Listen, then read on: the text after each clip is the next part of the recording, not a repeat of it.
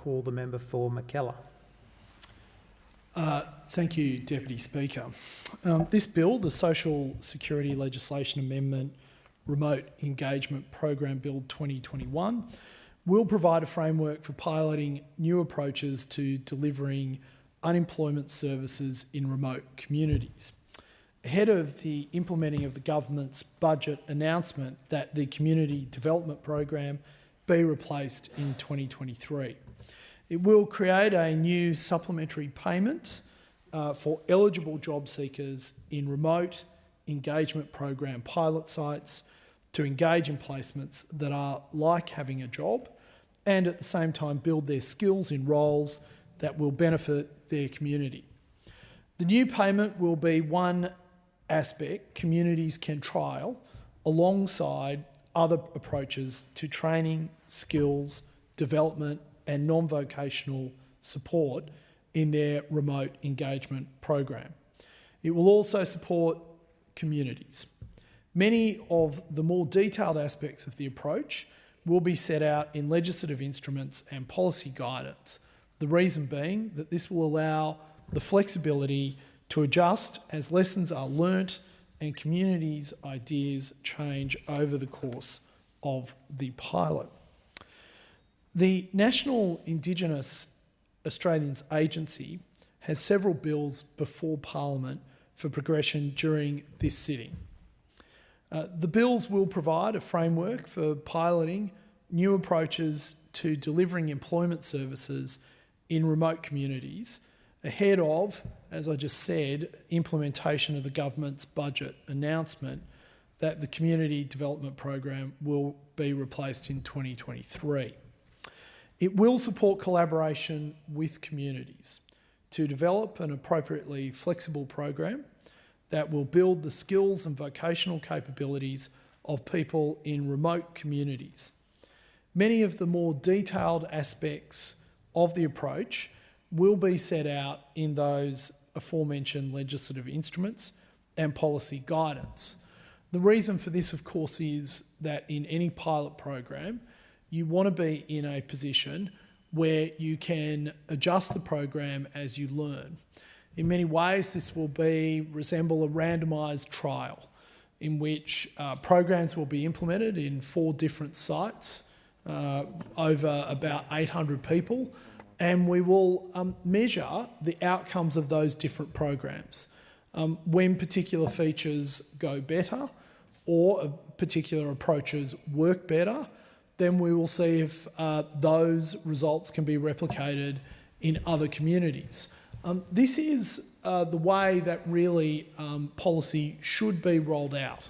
The reason being that too often in this place we present programs that we expect to work just as well at the south of Hobart as we do in the north of Darwin.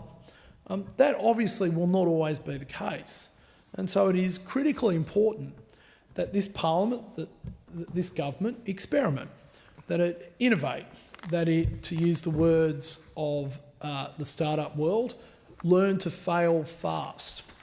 Because what is at stake here, Deputy Speaker, is of course the welfare of some of the most vulnerable people in Australia who live in some of the most challenging communities in Australia. We, I think, have to accept that over many decades of trying, the member for Lingonari actually mentioned Margaret Guilfoyle, who was, of course, the Social Affairs or Social Securities Minister in the Fraser government. As we know, that was not a government that was known for its innovation, and a lot of problems festered during that time. But Margaret Guilfoyle, Dame Margaret Guilfoyle, from the confines of Canberra, sought to solve problems and challenges faced by some of Australia's most vulnerable in their most challenging communities. And for that, she should be congratulated because she sought to attempt to do something that no government had tried to do so before. And in any attempt, you are going to have successes and you're going to have failures. But one of the problems, one of the challenges, dare I say, that this parliament faces is that we will often do things that won't work out the way that we want them to, that will often create unintended consequences and unintended problems. And what we need to do is to face up to that, to admit that we have failed, to admit that we may have done some good, but we have also done some things that didn't work out as well as we wanted to. And in those circumstances, when we are brave enough, when we have the courage to do that, we can start to begin to make things better. I don't want to prosecute the failures of the past. I want to talk about the future. And what this bill is about the future. It's about trialling different approaches to helping people who are on welfare get off welfare. And that's the strange thing about welfare. If you love someone, if you truly care for someone, if you have compassion for your fellow Australian, then you never want to see them on welfare. And if they find themselves on welfare through no fault of their own, through circumstances, in some cases because of things they've done, then you don't want them to stay there very long. The statistics on this are compelling. People who find themselves in the welfare system for the long term do not have very good life outcomes. It is something that you would only wish upon your worst enemy. So when we are talking about vulnerable Australians in challenging communities, what we really want them is to be off welfare as quickly as possible. We want to design systems that create a disincentive to stay there and a pathway out of there. It is those two things. It's not just the carrot, it's also the stick. This bill is about the carrot.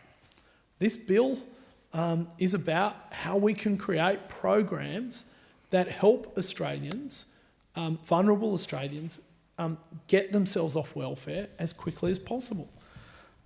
It will, for example, amend the social security portfolio legislation to support commencement of pilots in sites across remote Australia from later this year for a new remote engagement program, as announced by the government in the 2021-2022 budget. This program will replace the CDP from 2023. The Social Security Legislation Amendment Bill establishes this new supplementary payment for eligible job seekers in remote engagement program pilot sites to participate in placements that are like having a job. The placements will build participant skills and deliver goods or services to benefit their local communities and provide a pathway for job seekers to find a job. The bill builds on the Australian government's commitment to reform employment services and is a critical component of the national agreement on closing the gap. Over many decades, Deputy Speaker, governments have tried different approaches to delivering employment services in remote Australia. We have learned that what works in our cities and more densely populated regions may not work in remote areas. It is something that I, if I may, Deputy Speaker, reflect upon, you would think is not something that a parliament would need to discover, but we did. And in doing so, we are making changes to make the lives of vulnerable Australians better.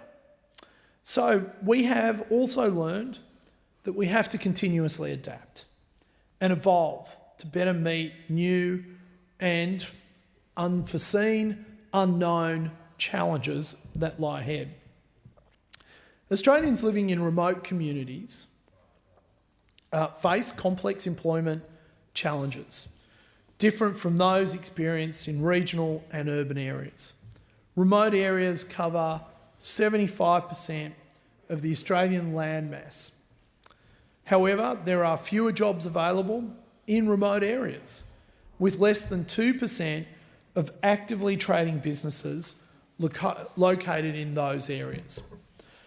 This bill therefore creates the payment to be called the Remote Engagement Program Payment that will be made to eligible job seekers in remote engagement program pilot sites to volunteer to participate in a work-life role, such as with government services or a community organisation.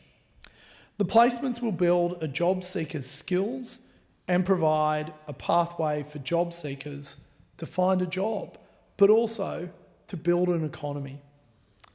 At the same time, the placements will enable eligible job seekers to deliver goods and services that benefit their communities. This bill supports the government's commitment to work in genuine partnership and co-design with Indigenous Australians. The government is committed to co-designing the pilots with communities and believes this will be critical to their success. It is important that there is capacity to trial different approaches in different sites. To give effect to this, the government and this bill commitment to work in partnership with Indigenous communities, the bill sets out the basic parameters of the payment with other elements such as any additional qualification criteria and the exact rate of payment to be set out in detail in legislative instruments and policy guidance. These legislative instruments will be informed by the outcomes of a co-design process in the pilot sites.